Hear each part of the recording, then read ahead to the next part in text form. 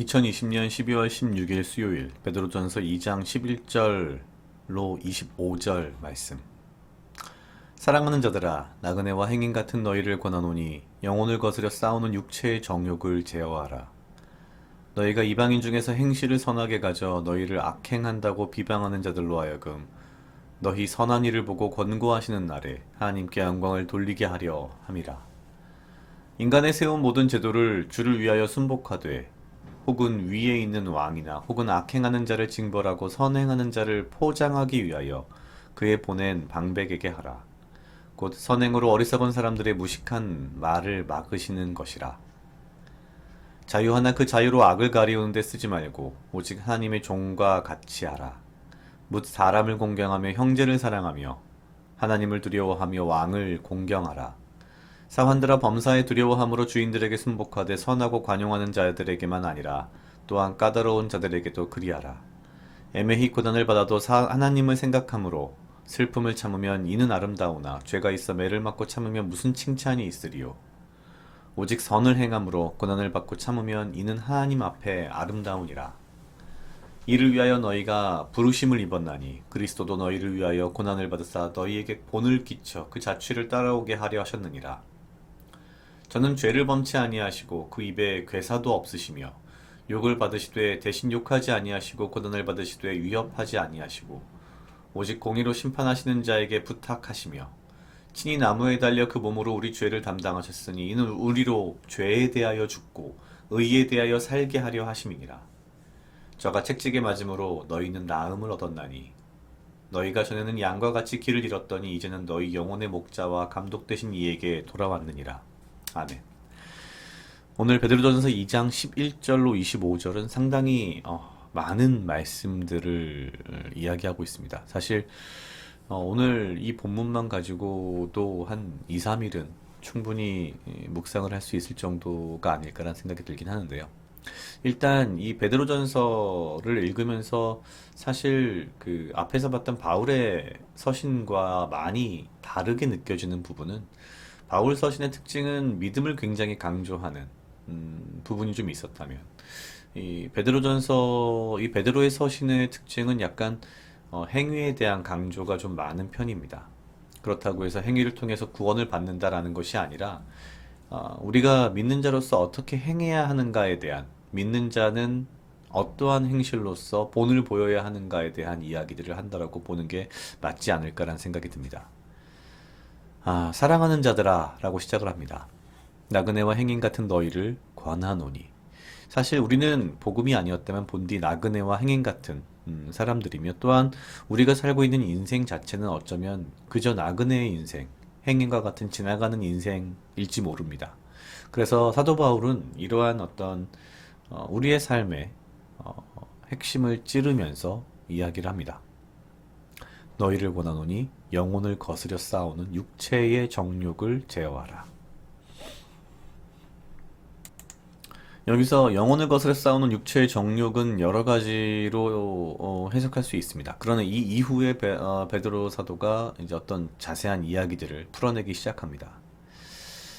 이방인 중에서 행실을 선하게 가져 너희를 악행한다고 비방하는 자들로 하여금 너희 선한 일을 보고 권고하시는 날에 하나님께 영광을 돌리게 하려 함이라. 12절이 이야기하는 바는 이렇습니다. 당대에 수많은 이 기독교를 박해하는 그 사람들이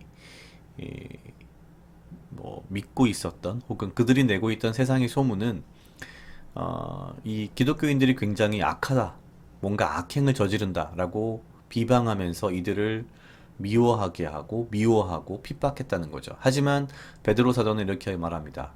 너희 선한 일을 보고 권고하시는 날에 하나님께 영광을 돌리게 하려 함이라. 그러기 위해서 이방인 중에서 행실을 선하게 가지라. 베드로가 이야기하는 그 모든 이 행위의 핵심은 선함을 근거로 하고 있습니다. 그러면서 13, 14, 15, 16, 17절까지 가면서 사실 자칫 우리가 잘못 이해할 수 있는, 혹은 많은 경우 정치적인 어떤 해석을 할 수 있는 부분들도 있습니다만, 그러한 것들이 굉장히 위험함을 사실 확실하게 알 수 있는 부분들이 분명히 등장합니다.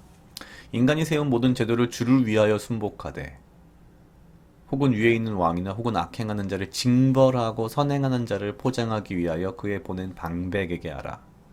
곧 선행으로 어리석은 사람들의 무식한 말을 막으시는 것이라. 오직 우리가 어떠한 권위, 권력에 순종하는 것, 순종이란 표현으로도 되어 있지는 않습니다. 순복하되, 이러한 것은 오직 선함, 선을 위해서 하는 것이라는 거죠. 곧 선행으로 어리석은 사람들의 무식한 말을 막기 위한 것이다. 앞서 이야기했듯이 기독교인들이 악행한다라고 나쁜 소문을 내고 그것을 믿는 사람들, 그것으로 핍박하는 사람들을 무식한 사람이라고 사실은 보고 있고 그들을 막기 위해서는 선행으로 이 어리석은 사람들의 무식한 말을 막아라라고 하는 거죠. 그러면서 이야기합니다. 자유 하나 그 자유로 악을 가리우는데 쓰지 말고. 굉장히 중요한 부분입니다. 자유 하나 그 자유로 악을 가리우는데 쓰지 말고 오직 하나님의 종과 같이 하라. 우리가 가진 자유는, 우리가 믿음으로 얻은 자유는 악을 가리우는데 쓰는 자유가 아닙니다. 그러면서 정확하게 그 다음 17절에서 표현합니다. 묻 사람을 공경하며 형제를 사랑하며 하나님을 두려워하며 왕을 공경하라. 여기서 어디에 방점을 두느냐에 따라서 굉장히 잘못된 이해와 잘못된 해석이 될 수 있을 수 있습니다. 왕을 공경하라. 여기에 방점을 둔다면 굉장히 위험한 해석으로 갈 수 있습니다. 그러나 공경하라라는 이 표현이 앞에 묻 사람을 공경하며라는 것과 같은 선상에서 논다면 우리는 분명히 왕과 묻 사람, 많은 사람, 모든 사람을 같은 선상에서 볼 수 있습니다. 그러나 핵심은 형제를 사랑하고 하나님을 두려워하는 것입니다.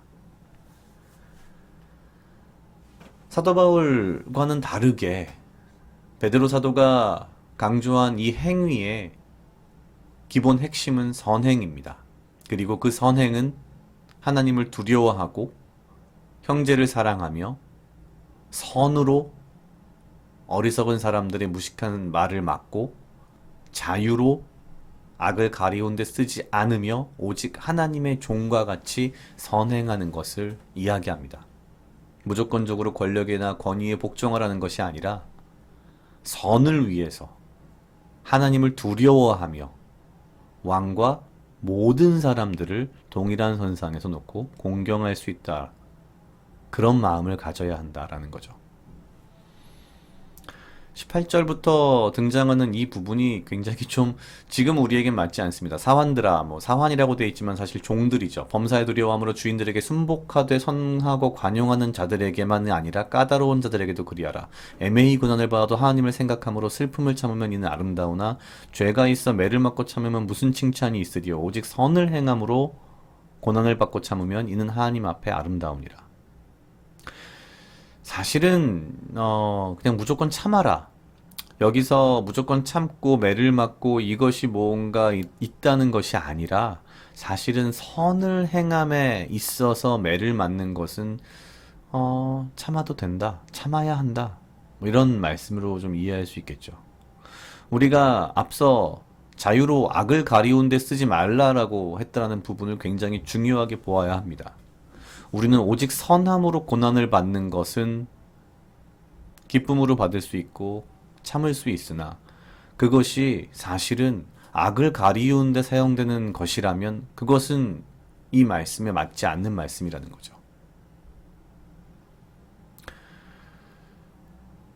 믿는 사람으로서 우리가 어떻게 살아야 하는가, 우리의 삶이 어떠한가, 사실 우리는 너무나도 잘 알고 있습니다. 내가 어떻게 살아야 하는지, 내가 어떠한 상황 속에서 어떠한 판단이 선한 것인지 우리는 알고 있습니다. 사실 거의 대부분의 경우 우리는 선한 것이 무엇인지 알고 있지만 이런저런 변명과 이런저런 상황과 이런저런 어쩔 수 없는 조건들을 이야기하면서 우리의 선한 행위에 대해서는 조금 뒤로 미뤄두는 그런 경향이 있지 않나라는 생각이 들었습니다.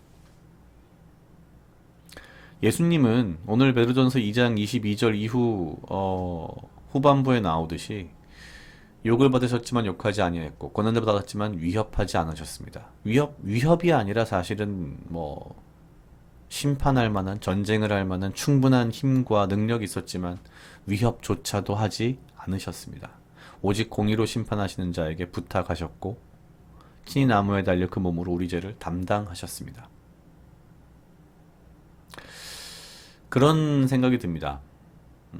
예수님께서 우리의 죄를 위하여 우리를 대신하여 돌아가셨고 우리의 죄가 이제는 깨끗하다라고 선포되었으니까 나는 조금 나의 자유를 악을 가리우는 데 쓰고 선한 행동을 함으로써 고난을 받는 것을 굳이 참아야 할 필요가 없지 않을까. 매일매일의 삶 속에서 저의 마음 가운데에서 자꾸 등장하는 목소리는 그런 목소리가 아닌가 싶습니다. 너희가 전에는 양과 같이 길을 잃었더니 이제는 너희 영혼의 목자와 감독 되신 이에게 돌아왔다 라고 말씀하시지만 나는 아직도 혹시 길을 잃은 양은 아닐까? 라는 두려움도 사실은 어느 정도 있습니다. 오늘 말씀을 보면서 오직 내가 두려워해야 할 대상은 하나님이시고 내가 오직 따라야 할 나의 어떤 모델은 예수님이시며 내가 오직 선함을 행하는 데 있어서 주저함이 있어서는 안 되고 선을 행함으로써 고난을 받는 것에 대하여서 기쁨으로 참아야겠다라는 그런 생각을 했습니다. 선한 것, 선한 행동, 선함을 위하여서 살아가는 하루가 될 수 있도록 노력해야겠다 그런 생각이 들었습니다. 각자 약 2분 정도 묵상하시겠습니다.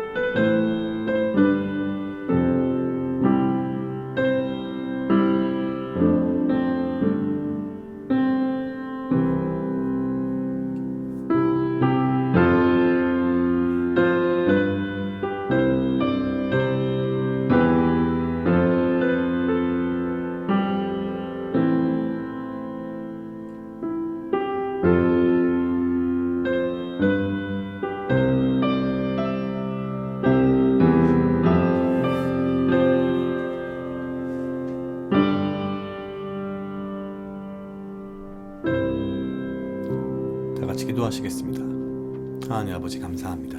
주여 이 하루도 나와 동행하여 주시옵소서. 주님 나로 하여금 사랑하게 하시옵소서. 아버지여 나를 헤아려 하는 그 어떠한 무리들로부터 나를 지키고 보호하여 주시며 내가 오직 주님 주시는 지혜와 명철로 이 하루를 살아가고 나에게 필요한 건강과 육체적 강건함을 허락하여 주시옵소서. 주님 내가 매일매일의 이 하루의 삶을 살아갈 때에 오직 선함에, 선한 행실에, 선한 행함에 나의 삶을 맞추어 살아갈 수 있게 인도하시고 내가 오직 아버지를 두려워하며 예수님을 따라 살아가는 삶 가운데에서 내가 오직 나의 행실을 순간순간 뒤돌아보며 오직 주의 말씀대로 행하며 살 수 있는 삶을 살아가도록 주여 인도하여 주시옵소서. 감사합니다. 이 모든 말씀 예수님 이름으로 기도드렸습니다. 아멘.